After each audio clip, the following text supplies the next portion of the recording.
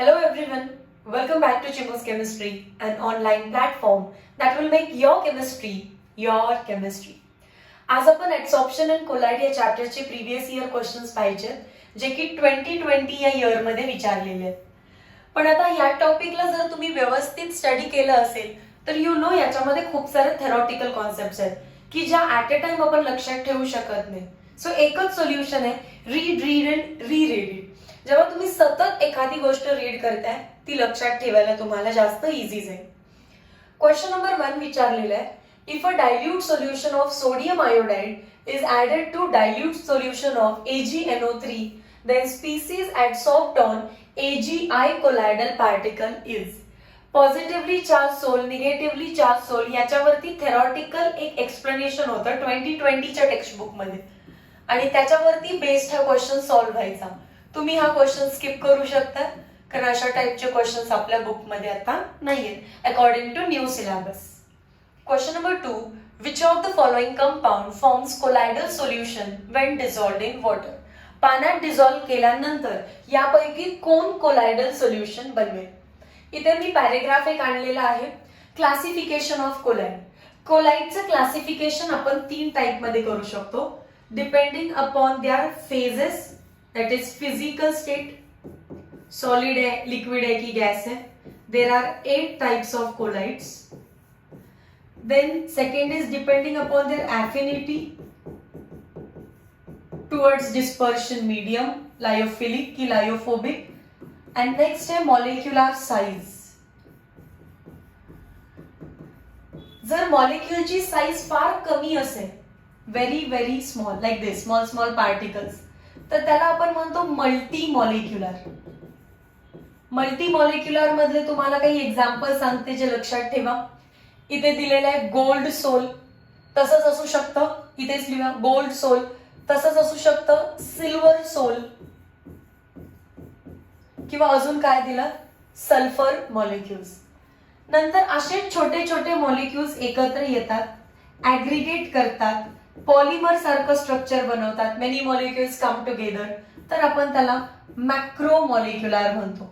आणि जसं offline lecture मध्ये तुम्हाला शिकवलेलं आहे mechanism of soap, that is micelles, हा आपला थर्ड टाइप असतो. Micelles is also called as associated colloid. Macro मॉलिक्युलचे एक्झाम्पल फार इम्पॉर्टंट आहेत. स्टार्च, सेल्युलोज, प्रोटीन हे बल्की मॉलिक्युल्स आहेत, बल्की स्ट्रक्चर्स आहेत. पॉलिमर, पॉलिथिन, नायलॉन, प्लास्टिक हे सगळे पॉलिमर आहेत. 12th मध्ये जाऊन तुम्हाला हे लर्न होतीलच तशी. पॉलिथिन, नायलॉन आणि प्लास्टिक हे सगळे पॉलिमर आहेत. सो पॉलिमर असू दे किंवा स्टार्च, प्रोटीन आणि सेल्युलोज असू दे, आपण त्यांचं कोलायडल मिक्सचर तयार करू शकतो. सिमिलरली गोल्ड, सिल्वर आणि एसिड मॉलिक्युल्स, सिमिलरली सोपचं कोलायडल आपण बनवू शकतो. कोणता ऑप्शन दिसतो याच्यामध्ये? स्टार्च दिसतोय. So starch is the correct answer, option number D. Next, in colloidal dispersion of starch, maximum possible size of starch particles is. आता इथे पहिला ऑप्शन आहे 0.1 नॅनोमीटर, दुसरा ऑप्शन आहे 1 नॅनोमीटर.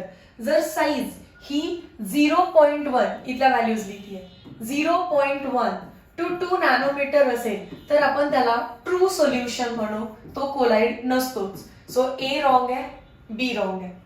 त्याच्यानंतर 2 ऑप्शन्स आहेत 10⁻³ nanometre and greater than 10⁻³ nanometre. He value सुद्धा जुन्या टेक्स्ट बुक मध्ये दिलेली आहे, पण लॉजिकली तुम्ही थिंक करू शकताय. 10⁻³ किंवा ग्रेटर दॅन 10⁻³ आहे तर स्टार्चचं जे स्ट्रक्चर आहे ते मॅक्रो मॉलिक्युलर आहे and as it is huge तुम्हाला काय टिक करायचंय ग्रेटर दॅन 10⁻³ नॅनोमीटर. पण लक्षात ठेवा असं वाक्य डायरेक्टली आपल्या टेक्स्ट बुक मध्ये दिलेलं नाहीये.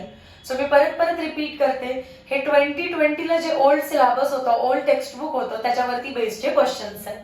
ओके, इथे आपल्याला एक साईज दिलेली आहे 2 to 500 नॅनोमीटर, जी की नॉर्मल कोलाइड्सची असते.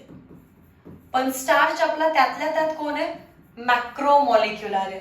सो त्याची साईज असेल ग्रेटर दॅन 10⁻³ नॅनोमीटर.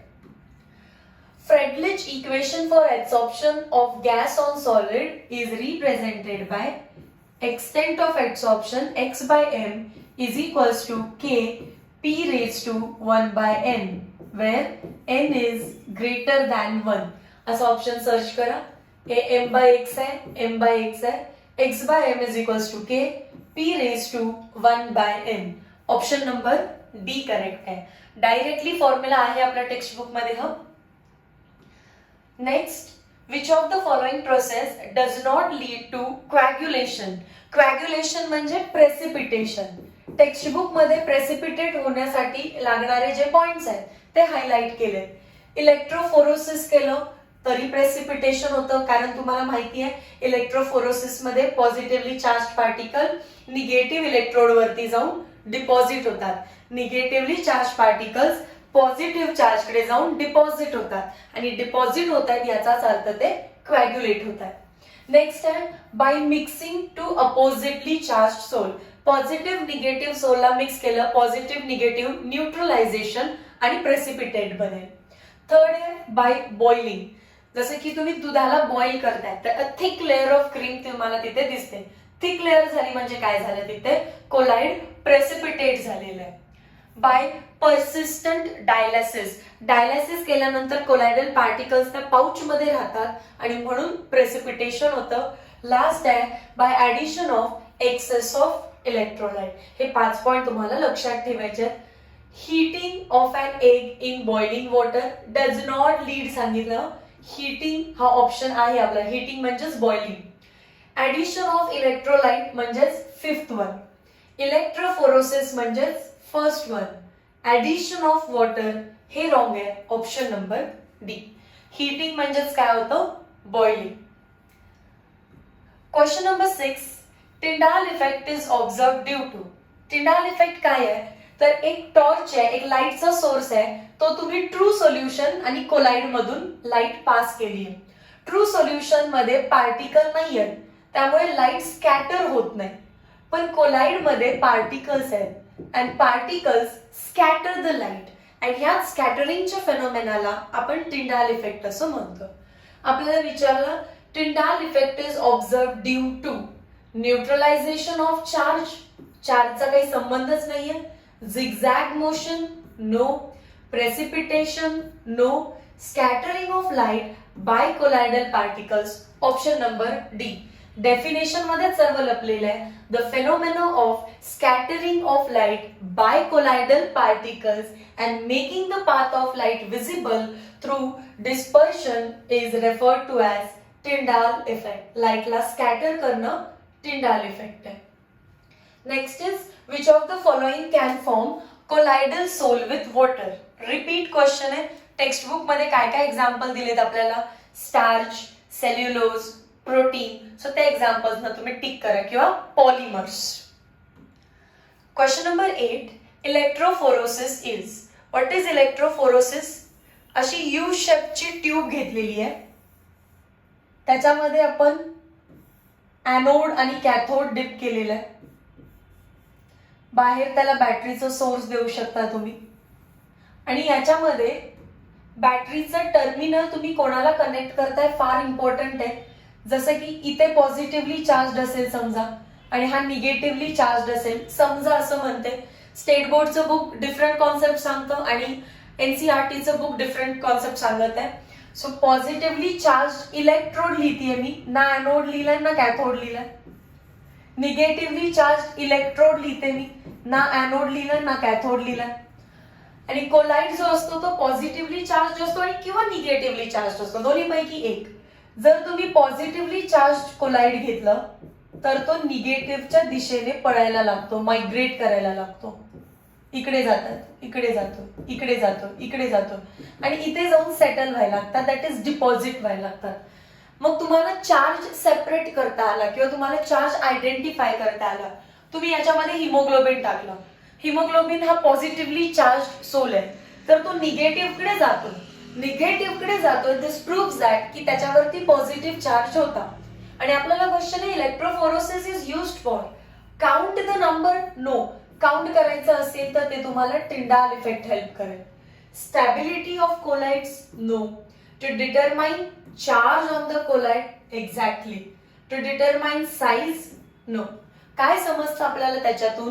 आपल्याला समजतो कोणत्या कोलाइडवर कुठल्या टाईपचा sign that is charge present आहे, तो किती फास्ट मायग्रेट करतो, रेट समजतो त्याचा मायग्रेशनचा. अजून काय समजत असेल तर तुम्ही हे सांगू शकता की दोन अपोजिटली चार्ज कोलाइड मिक्स केले तर त्यांचं सेपरेशन करू शकतो. परत बघा 3, एक तर सांगू शकताय चार्ज, दुसरं सांगू शकता रेट ऑफ मायग्रेशन आणि तिसरं सांगू शकता की दोन कोलाइड अपोजिटली चार्ज आहेत आणि जर त्यांना मिक्स केलं असेल तर तुम्ही त्याला सेपरेट आउट करू शकता. क्वेश्चन नंबर 9, तो क्वेश्चन नंबर 1 सारखाच आहे, रीड करा तुम्ही. सो 1 and 9 तुम्हाला बेसिकली स्किप करून टाकायचंय, रटायचे नाहीयेत कोणतेही क्वेश्चन आपल्याला.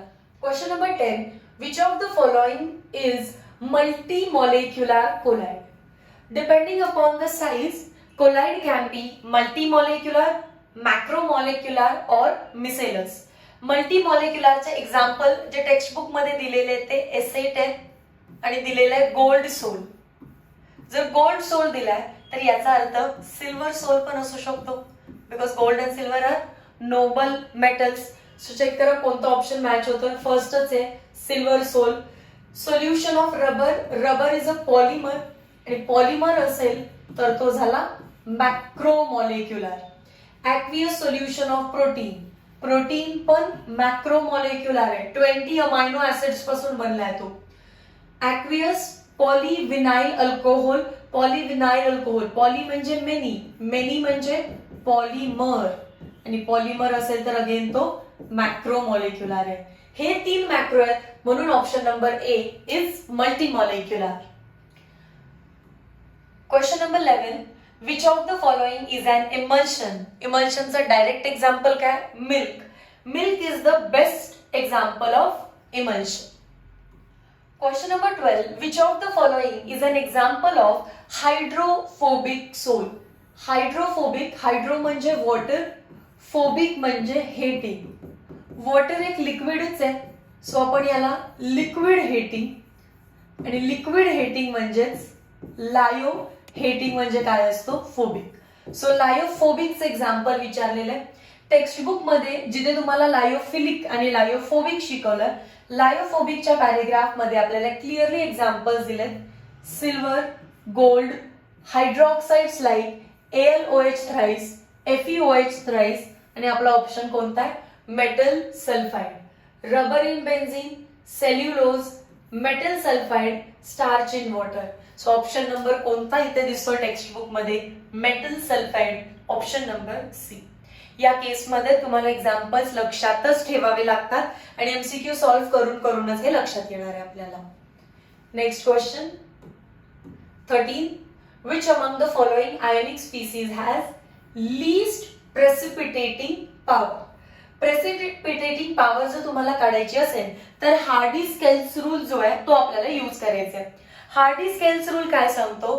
प्रेसिपिटेशन जर फास्ट करायचं असेल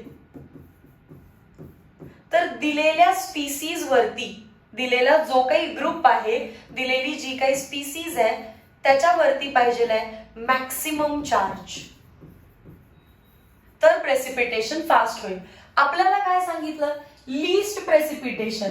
मग उलट करा, प्रेसिपिटेशन स्लो पाहिजे असेल किंवा प्रेसिपिटेशन लीस्ट पाहिजे असेल तर तुम्ही म्हणू शकताय दिलेल्या ग्रुपवरती मिनिमम चार्ज पाहिजे.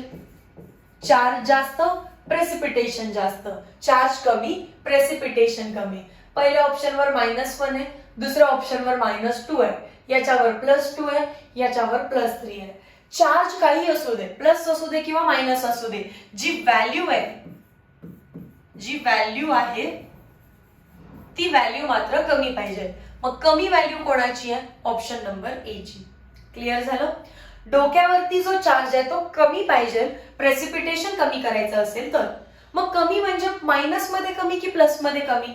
तर मायनस आणि प्लस पाहायचंच नाहीये. जो नंबर आहे तो नंबर पाहायचा. नंबर सगळ्यात कमी कोण आहे? 1. Option number A is the correct answer. Next. Okay, so total 13 questions होते, त्यामध्ये फर्स्ट आणि 9 तुम्हाला स्किप करायला सांगितलं. 1 and 9 बाकी सगळ्याचं एक्सप्लेनेशन दिलेलं आहे. सो व्यवस्थित 1 by 1 क्वेश्चन बघा. As option and colloid line by line read केल्याशिवाय ऑप्शन नाही. Okay, thank you so much. Meet you in next lecture.